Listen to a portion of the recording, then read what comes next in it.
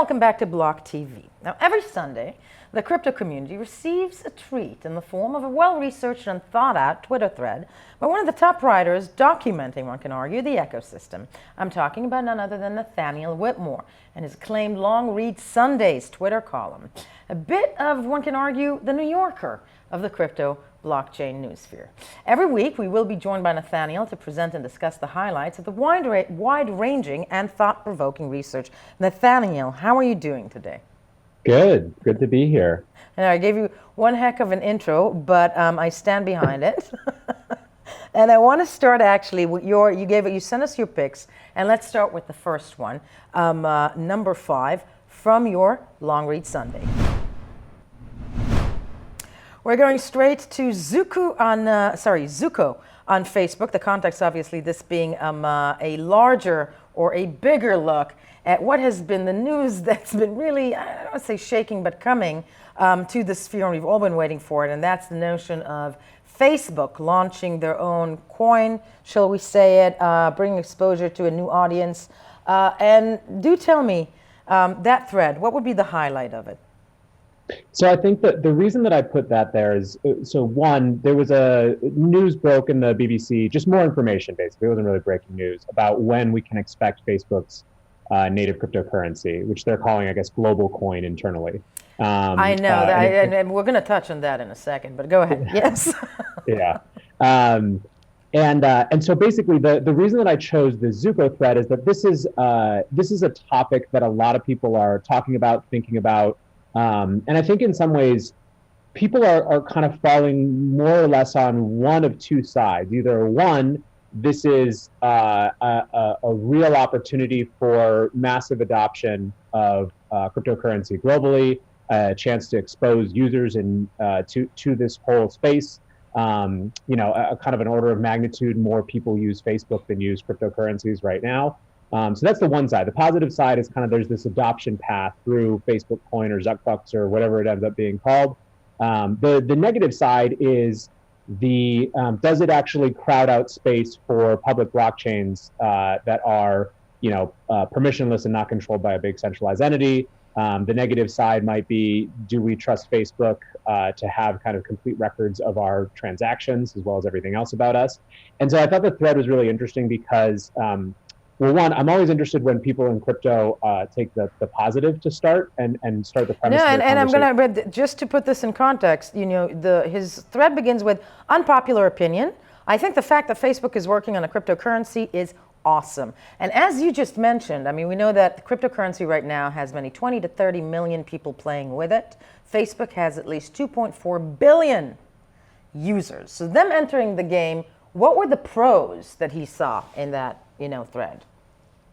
I mean, the big banner pro that everyone who's on the pro side of this is kind of pinning their hopes on is the idea of it creating exposure for new audiences and bringing them into cryptocurrencies to socialize them with a new form of money, a new form of payment.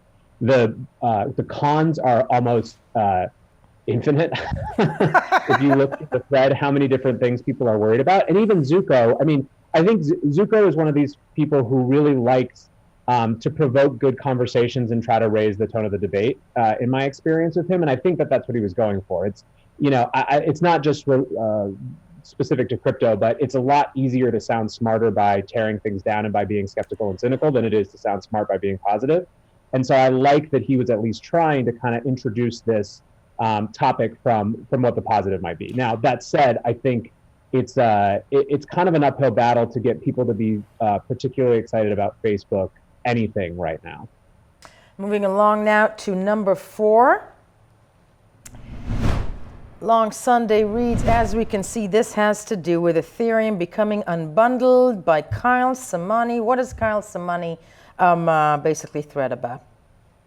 So this post from Kyle, who's a pretty prolific essayist in addition to being a crypto hedge fund guy, is about effectively this shift in where Ethereum sits in the community from kind of the single default smart contract platform to the longest running and kind of most sustained smart contract platform, but one with a lot of competitors and a lot of different trade-offs. And his point, basically, his thesis is that for up until now, effectively, Ethereum has retained a premium in the space, and in particular, a monetary premium for Ether, because everything was bundled into it. Everyone who was building anything practically was using Ethereum. That's now changing as people have a different sense of trade-offs. They have different chains that they can use. So Kyle discusses how gambling apps are moving to Tron and how other people are experimenting with different types of higher throughput chains.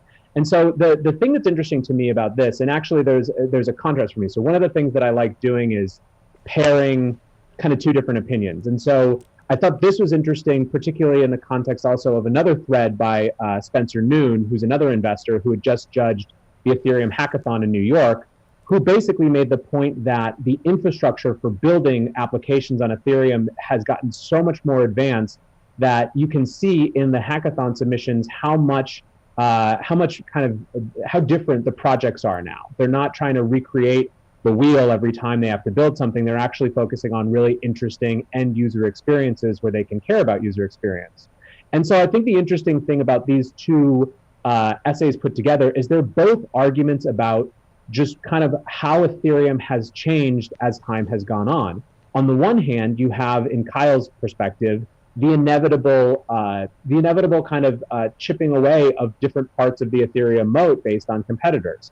On the other hand, you have this incredibly increased robust tooling that developers are more attracted to build on. And so I think it's interesting and kind of shows how much the narrative can look different if you look at it from different angles.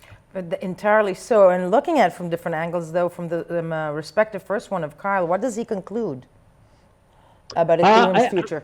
I think it's less a conclusion. I think that he, in his estimation, there is an inevitable progress towards different chains taking away pieces of what has previously been in Ethereum. I don't think that he particularly gets into what that means in the long run, because he also points out that there still are certain types of applications, in particular open or decentralized finance applications, for which Ethereum remains kind of far and away the best place to be.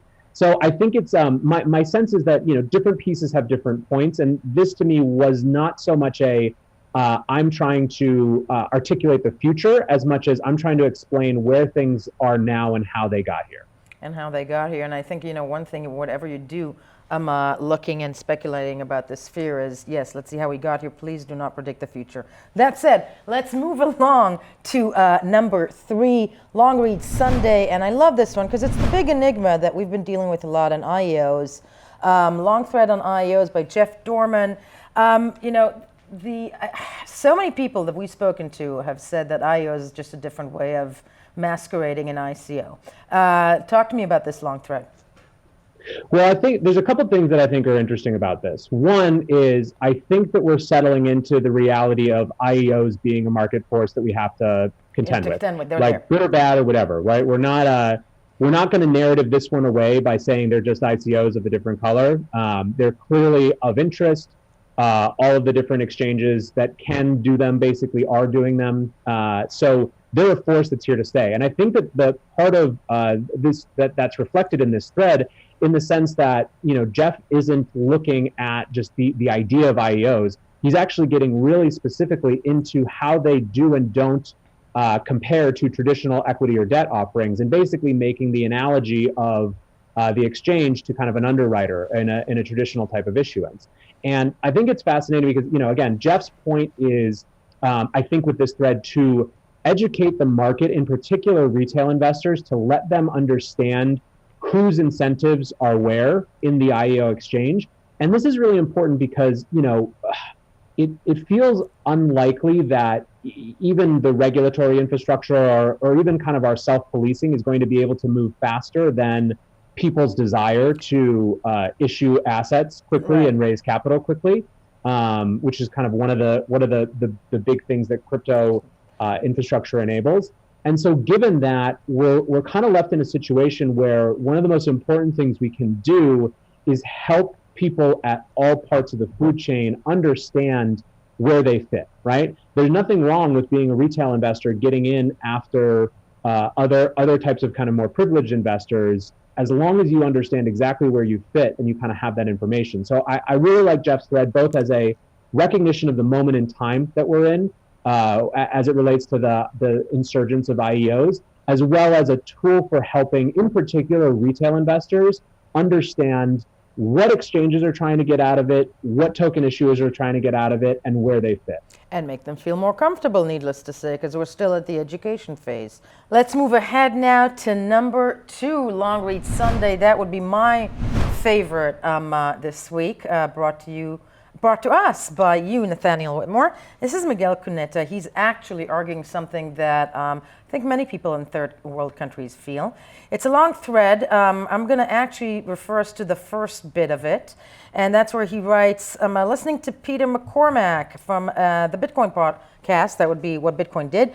Technical discussion, writes Miguel, are great, but damn, does it make me cringe when guys like Roger Ver or whomever else living in their ivory towers start talking about how Bitcoin is for unbanked in the third world. They know nothing. This goes on to really break down I would say, the anger that Miguel and some others are feeling in third world countries about the fact that Bitcoin is touted by many in the first world as, oh, no, this will save the poor people.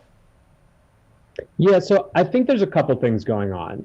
One that's important is there is a specific context for Miguel's thread, which is Bitcoin Cash and Roger Ver pushing the kind of the Bitcoin Cash as a better tool for people around the world narrative.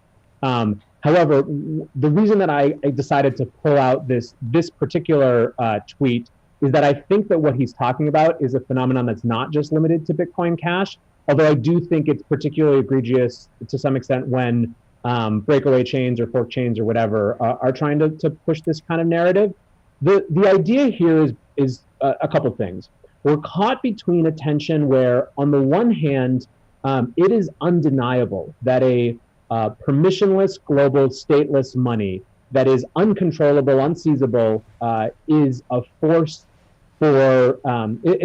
unlike anything that we've ever seen, and a force that has huge ramifications for people who are in unstable monetary regimes or who are in the midst of conflict to preserve wealth, preserve assets, right? This is undeniable. It is fascinating. And to me, it's actually kind of the biggest thing that attracts me to this entire field. On the other hand, we are also in this intense kind of battle of self-fulfilling prophecy to will into existence this entire industry.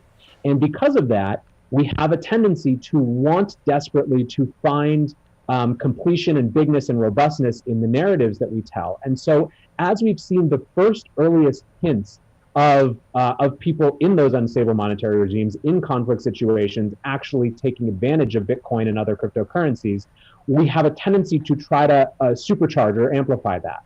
And I think that to me, it's really important that we understand that the reality of what is going on is incredible and impressive enough without adding hyperbole. And in fact, hyperbole can be harmful. And I think that the part of what I loved about Miguel's thread, and part of what I love about this entire industry, to be honest, is that because of social media tools like Twitter and the amplification capacity of them, it doesn't just have to be someone like me saying that, hey, we should be cautious about this. We actually get to hear it from people who are living it, entrepreneurs who are building in these places. Like, the narrative is not going to be simple. And if you look at the kind of the history of developing world narratives and humanitarian aid narratives and all these sort of things, this is one of the first times that people in those places experiencing those challenges have had a platform to actually not only talk back and explain what's going on, but also to build their own solutions. So I think for me, this tweet, and this is going to be a thing that, we keep doing this, you'll probably see me come back to a lot, is reflective of this really important thing that we have to do, where we have to be both incredibly excited about these type of possibilities without just almost turning it into a meme that benefits ourselves. No, I completely agree. And reading his thread, he also is very honest, as we all know, about also the technology not exactly being there for third world starving people who really make, $2 a day. and live off cash to be able to buy Bitcoin at this point, that they're still at the education phase, nor is the technology there now. But I wanted to ask you, because you know, on the same level, of course it can help those countries once the technology is there. On the other hand, local Bitcoin, we're speaking on the same week that local Bitcoin, you know, exits Iran over sanction concerns. In Finland, you know, a base peer-to-peer exchange is suddenly and abruptly shut up shop in Iran, presumably, we don't know for sure, because of U.S. sanctions against trade with the Islamic Republic. That said, why does Iran need the local Bitcoin? At the end of the day, they can start their own. But wasn't the whole point? And I'm asking you, can we equate these two? Because if we start deciding who's allowed to trade Bitcoin and who's not allowed to trade Bitcoin, doesn't it defeat the whole purpose of the technology? Yeah, I mean, this is why it's so important to have these conversations. Like, the right conversation to be having isn't is this a savior? Is this technology going to change everything? It's, how do we enable this technology to do what is possible with it better? Like, we should be spending much more time focusing on actual practical realities of how things like local Bitcoins don't get caught up in U.S. sanctions versus kind of just this narrative showmanship around what's possible. So I think the local Bitcoins issue is kind of another complement to this. I think in some ways about just how much this is going to be a central battle over the next few years. I mean, the thing that makes cryptocurrencies also particularly interesting is that they are, on the one hand, one of the most powerful tools for kind of sovereignty and potentially privacy that we've ever seen, while also allowing unbelievable surveillance and control in a way that is, makes dictators salivate. So I think that which of those sides this technology really becomes is going to be a lot about how these things develop, and it's going to be a pretty serious cat and mouse game for a long time. And the more that we can support efforts that are kind of legitimately nudging it towards the direction that I think we all hope for, the better. The better indeed, because when you described what this can do in the hands of dictators, then I thought of one big central bank of social media. But let's move along. Okay, going to number one, I believe this is in Long Read Sunday. And I'm looking at, obviously, this is from you, Nathaniel Whitmore. You are at this one talking, Fred Wilson. Let's talk to me about Fred Wilson and his long thread. So Fred Wilson, who, for those who don't know, is a venture capitalist who's one of the more prominent kind of Web 2.0 venture capitalists to be interested in cryptocurrencies, is writing specifically about a blog post published by Circle on their Poloniex blog about why they're starting to kind of withdraw from the US a little bit, and why they've had to delist assets recently. And basically their argument, this is Circle again, yes, is that the tea leaves that they're reading from recent SEC guidance around regulations, to them makes it look much more likely that the SEC can kind of on a whim and in a variety of ways go after exchanges like them for non-compliance or for different issues.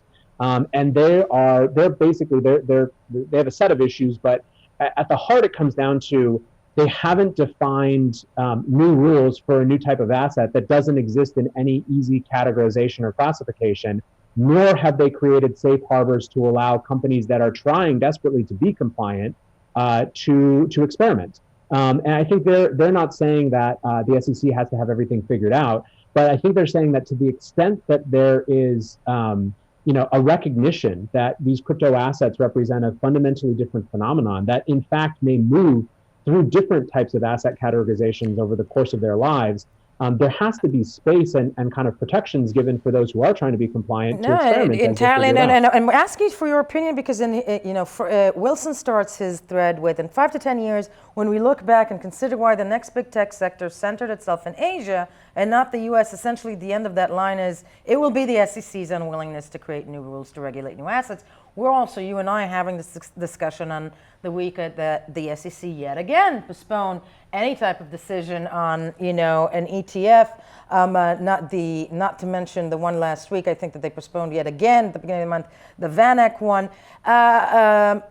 Again, one can blame them, but is this a battle that will be, the SEC stopping America and advancing, or the U.S. and advancing on the next big tech sector, or just controlling it? I'm wondering with you.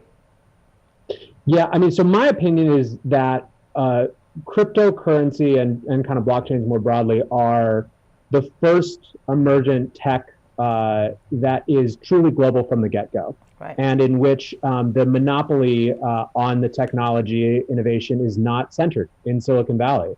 I think it's basically impossible to argue that. And that is creating a really interesting tension, for a lot of folks, in particular venture capitalists, who have kind of been used to for the last 20 years, more or less everything at least running through the hub of Silicon Valley in San Francisco. That's just not the case anymore. And so, on the one hand, I do agree with Fred that both, again, I'm kind of with Poloniacs here. I think that the answer in the short term is about safe harbors and the ability to experiment in a sanctioned way, not just necessarily rushing into new kind of designations. I think that would be tremendous for innovation. However, I think that it's the shift to Asia and just the world more broadly is not just about the SEC. It's about the fact that there is a global market of participants in this industry, and in fact, many of the use cases that are most interesting are not the use cases that are most central to a North American consumer, right? Like, this is you have much more comfort with mobile money in other parts of the world. They're much more familiar with it. So that's already a different type of situation. You have a totally different sense of gaming and gambling in different parts of the world, which is obviously a use case of every new technology that changes anything about permissions. You have everything that we were talking about before, where people who actually need to move wealth in a need kind of way into a less feasible, less kind of subject to debasement and government control issue, which again is not North America. So, I do think that the SEC's non-action or kind of, the lack of sandboxes to allow people to experiment is going to push people, good entrepreneurs, to other parts of the world. And we're already seeing this happen. I think there's a huge benefit to crypto entrepreneurs who are willing to play the regulatory arbitrage game and go where they best fits them for building the company they want. And let me wrap this up by throwing something at you, because we were at Consensus in New York this month, and somebody off camera actually said to me, I don't see the SEC under the current administration inventing or allowing any type of anything that can endanger the dollar or that can be perceived as new currency during this administration. Would you agree with that? I think that we're only just starting to see the first recognitions from anyone in the U.S. government that the end game of a fully kind of non-sovereign money is a threat to the U.S. dollar. Brad Sherman, the U.S. congressman, talking about that recently, was literally the first time that anyone, at least I've seen, made that connection, which is kind of crazy, actually, that it's taken that long to see that as the end game. I think, though, that